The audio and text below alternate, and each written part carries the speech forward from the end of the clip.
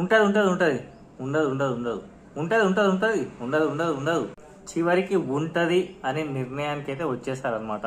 BRS BSP పార్టీల పొత్తు confirm అయింది. త్వరలోనే విధి విధానాలు కూడా ప్రకటించే అవకాశం ఉంది. మాయావతితో మాట్లాడతా అంటున్న కేసీఆర్, తెలంగాణను కాపాడేందుకే కేసీఆర్ తో పొత్తు అంటున్న ఆర్ఎస్ ప్రవీణ్ కుమార్.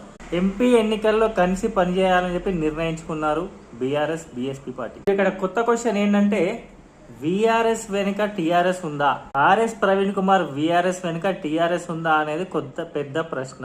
సామాన్యంగా ఎవరు విఆర్ఎస్ అడిగినా అంత తొందరగా ఇవ్వని ప్రభుత్వం ఆర్ఎస్ ప్రవీణ్ కుమార్ గారి విషయంలో మాత్రం 24 గంటల్లో విఆర్ఎస్ ఇచ్చేసింది.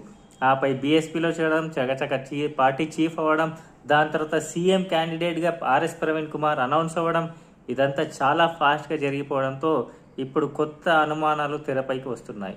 బీఆర్ఎస్ తో యుద్ధం అని ఇప్పుడు పొత్తు అంటే